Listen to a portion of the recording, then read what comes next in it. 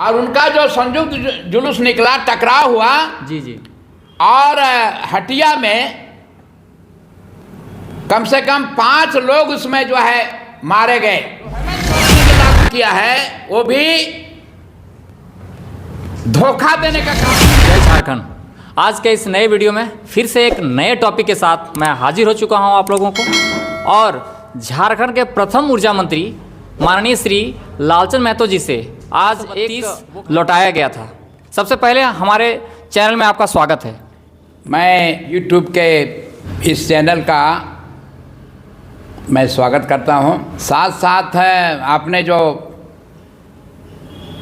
प्रश्न किया है कि झारखंड निर्माण के पश्चात बाबूलाल मरांडी मुख्यमंत्री बने थे और उस मंत्रिमंडल में मैं भी मेंबर था और 2002 के बाबूलाल के द्वारा 2002 में बाबूलाल के द्वारा कैबिनेट में एक प्रस्ताव लाया गया था सबके सहमति से कि झारखंड में स्थानीयता क्या, उसका क्या आधार हो। और उसी कड़ी में 1932 का जो सर्वे है उसको आधार मानते हुए झारखंड के बेरोजगारों का, झारखंड के लोगों का, यहाँ के मूलवासियों का, यहाँ के आदिवासियों का जो स्थानीयता का जो परिचय है, स्थानीयता का जो मान्यता है, स्थानीयता का जो सर्टिफिकेट है, 1932 का जो खतियान है वो उसी को आधार माना गया था, बनाया गया था और कैबिनेट में पास किया गया था। कैबिनेट में पास करने के पश्चात जो झारखंड के जो बाहरी तत्व थे, जो धनबाद में है, हटिया में है, बोकारो में है, हजारीबाग में है, जमशेदपुर में है। बाहरी का माने क्या है? बाहरी का माने पूरा राज्य नहीं है।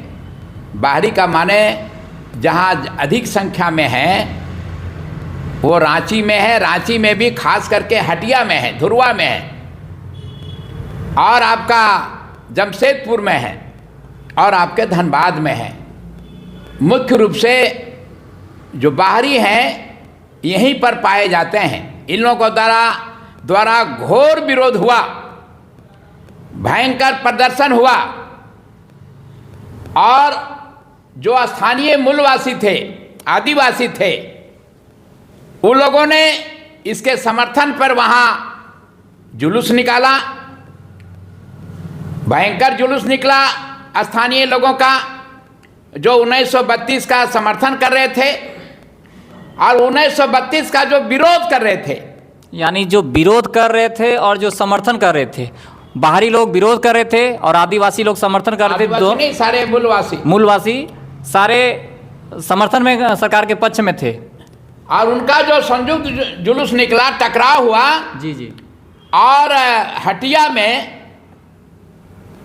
कम से कम 5 लोग उसमें जो है मारे गए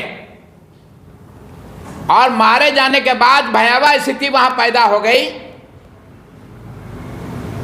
और जो ये स्थिति निर्माण हुई वहां, उस निर्माण के पश्चात भारतीय जनता पार्टी के निर्देश पर, सेंट्रल के निर्देश पर बाबूलाल मरांडी जो प्रस्ताव लाया था उसने इस प्रस्ताव को अमल में नहीं लाया, वापस ले लिया।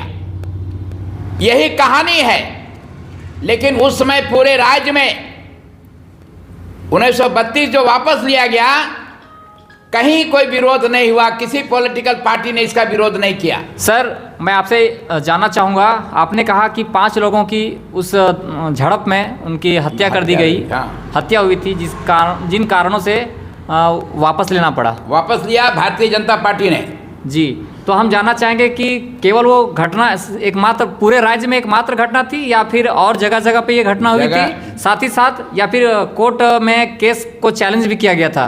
क्या पूरा घटना हुआ था? कोर्ट की बात तो बाद में आई जी। कोर्ट ने नहीं कहा कि आप इसको लागू मत करो जी। कोर्ट ने ये नहीं कहा कि इसको लागू मत करो जी। गलत बयानी लोग कर रहे हैं।